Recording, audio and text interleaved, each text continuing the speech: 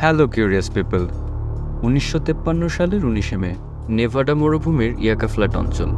সেদিন নেভাডার মরুভূমিতে অফশট Nuttall code নেইমের একটি বিশাল পারমাণবিক বোমার পরীক্ষামূলক বিস্ফোরণ ঘটায় ইউএস মিলিটারি। বিস্ফোরণের কিছুক্ষণ পর আকাশে এক উজ্জ্বল উড়ন্ত বস্তু দেখা যায়, যা নেভাডা থেকে দক্ষিণে লাস ভেগাসের দিকে উড়ে যাচ্ছিল এবং একসময় পাহাড়ের আড়ালে অদৃশ্য হয়ে যায়। এই ঘটনার খবর আমেরিকানদের মধ্যে দাবানলের মতো ছড়িয়ে পড়ে। অনেক মানুষ একে ইউএফও বলে সাব্যস্ত করেন। এই ঘটনার ঠিক 2 দিন পরে 21 মে 1953 সালে আমেরিকার সরকারি সিকিউরিটির উচ্চপদস্থ কর্মকর্তারা গোপনে একটি বৈঠকে বসেন।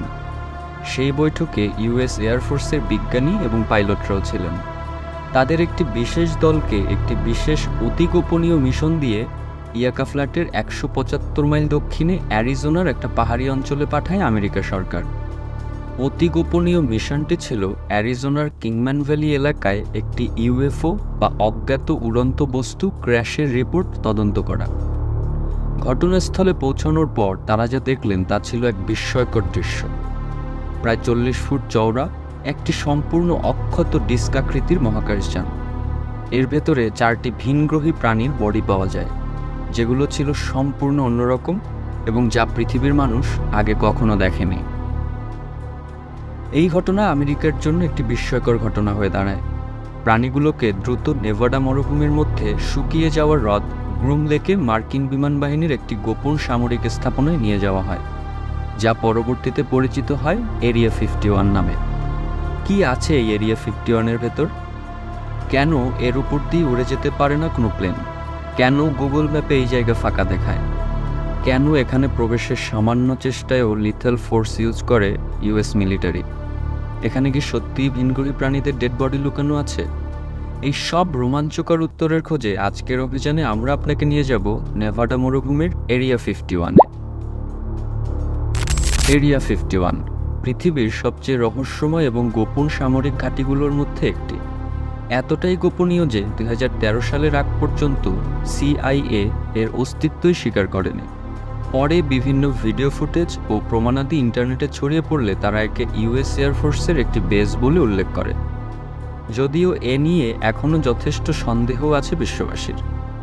সিআইএ এবং পেন্টাগন নানা কথা বললেও অনেকেই বিশ্বাস করেন এরিয়া 51-এর উদ্দেশ্য ছিল কিংম্যানে পাওয়া সেই ভিন গ্রহের প্রযুক্তি অধ্যয়ন করে তা রিভার্স ইঞ্জিনিয়ারিংয়ের মাধ্যমে মানবজাতির জন্য ব্যবহারযোগ্য করে তোলা।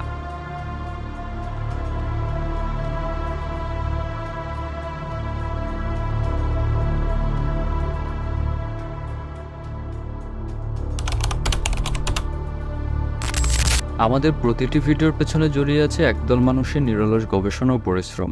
আপনার ছোট্ট সাপোর্ট আমাদের আরও মানুষের কাছে পৌঁছতে সাহায্য করবে, তাই সাবস্ক্রাইব করে আমাদের অনুপ্রেরণা দিতে ভুলবেন না। কিংম্যান ভ্যালিতে এই ক্র্যাশের ঘটনা শুধুমাত্র বিজ্ঞান ও নতুন প্রযুক্তির ক্ষেত্রেই নয়, বরং মানবজাতির ইতিহাসে এক উল্লেখযোগ্য ঘটনা ছিল। এর কয়েক বছর পরে এরিয়া 51-এ কাজ করা মার্কিন নেভি এবং এয়ারফোর্সের কিছু কর্মকর্তা এক বিস্ময়কর তথ্য দেন, যা শুনে পুরো পৃথিবী নড়ে চড়ে বসে। তাদের দাবি ছিল কিংম্যান ভ্যালিতে ক্র্যাশে পাওয়া ভিনগ্রহী প্রাণীদের মধ্যে একটি প্রাণী জীবিত ছিল।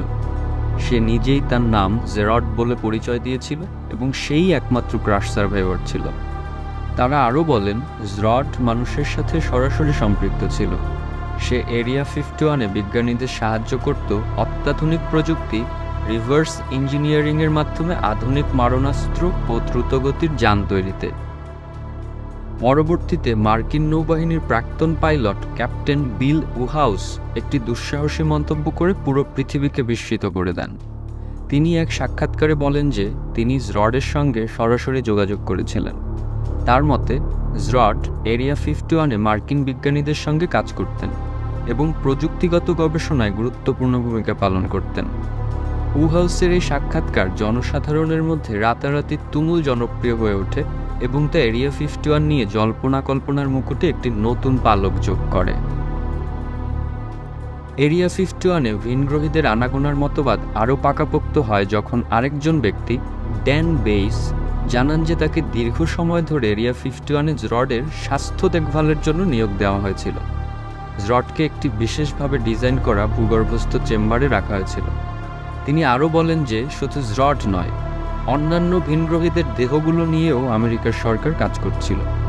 জর্জ মানুষের হয়ে তার প্ল্যানেটে তার স্বজাতিদের সঙ্গে যোগাযোগ করেছিল বলেও উল্লেখ করেন তিনি। ভিনগ্রহীদের সঙ্গে মানুষের যোগাযোগের ঘটনা এখানেই শেষ নয়। আরও একটি ঘটনার উল্লেখ পাওয়া যায়, যেখানে এক ভিনগ্রহী আমেরিকার তৎকালীন প্রেসিডেন্ট ডুইট ডি আইজেনহাওয়ারের সঙ্গে সাক্ষাৎ করেছিলেন বলে দাবি করা হয়। 1957 সালে ভ্যালিয়ান্ট থর নামে এই ভিনগ্রহী নাকি প্রেসিডেন্টের সঙ্গে দেখা করেন এবং পারমাণবিক অস্ত্রের ভবিষ্যৎ বিপদ সম্পর্কে সতর্ক করেন। পাশাপাশি মানবজাতির কল্যাণের জন্য সবাইকে এক হয়ে নীতি নির্ধারণে পরামর্শ দেন। এ সকল ঘটনা শুধুমাত্র জনসাধারণের কল্পনার বিষয় ছিল না। আমেরিকার বিজ্ঞানী এবং সামরিক কর্মকর্তাদের মধ্যেও এই প্রশ্ন ঘুরপাক খাচ্ছিল যে ভিনগ্রহবাসীরা কি পৃথিবীর রাজনীতি এবং বৈশ্বিক ঘটনাবলীর ওপর প্রভাব ফেলতে পারে?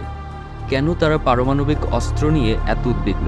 পৃথিবীর ভবিষ্যৎ নিয়ে তাদের এত মাথা ব্যথার কারণই বা কী? এসব প্রশ্ন দাবানলের মতো ছড়িয়ে পড়ে মানুষের মুখে মুখে। মার্কিন সরকার এবং প্রশাসন দারুণ জনরোষের মুখে পড়ে। সত্যিই কি তবে এলিয়েন ধরে তাদের এরিয়া 51-এ বন্দি করে রেখেছে মার্কিন প্রতিরক্ষা বাহিনী? এর উত্তর জানতে আমাদের একটু ইতিহাসে ফিরে যেতে হবে। দ্বিতীয় বিশ্বযুদ্ধের সময় লকহেড কর্পোরেশনের অধীনে স্কাঙ্ক ওয়ার্কস নামে একটি বিশেষ প্রকল্প গড়ে ওঠে, যার মূল লক্ষ্য ছিল উন্নত সামরিক বিমান তৈরি করা, যেসব বিমান শত্রুপক্ষের রাডারে ধরা পড়বে না।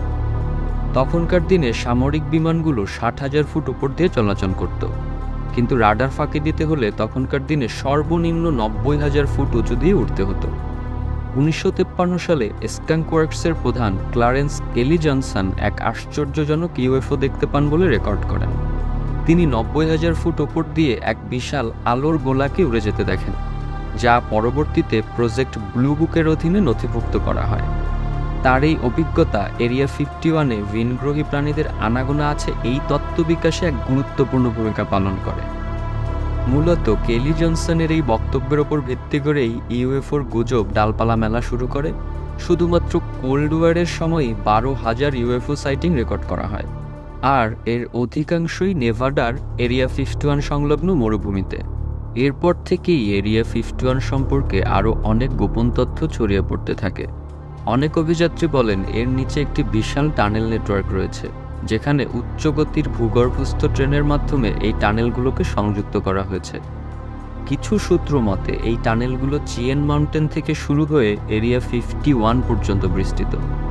চিয়েন মাউন্টেন মার্কিন প্রতিরক্ষার একটি প্রধান কেন্দ্র হিসেবে পরিচিত। বছরের পর বছর ধরে এরিয়া 51-কে ঘিরে রহস্য এবং গোপনীয়তা বেড়েই চলেছে। যদিও আমেরিকান প্রশাসন এবং সরকার এরিয়া 51-কে শুধুমাত্র সামরিক এয়ারফিল্ড হিসেবেই স্বীকার করেছে, তবু এখানে ভিনগ্রহীদের আনাগোনার ব্যাপারটি অস্বীকার করা চলে না। আপনি কি মনে করেন, এখানে কি সত্যিই এলিয়েনদের দেহ লুকানো আছে? রিভার্স ইঞ্জিনিয়ারিংয়ের মাধ্যমে কি তৈরি করতে চাচ্ছে আমেরিকা সরকার? নাকি এরিয়া 51 শুধুই একটি সামরিক বিমান ঘাঁটি? সময়ের সাথে এই রহস্যের উত্তর একদিন হয়তো প্রকাশ পাবে, তাই আমরা আমাদের অভিযান চালিয়ে যাব। আজকের অভিযানটি ভালো লাগলে লাইক এবং কমেন্ট করতে ভুলবেন না। পরবর্তী অভিযানের সঙ্গী হতে চাইলে অবশ্যই সাবস্ক্রাইব করুন।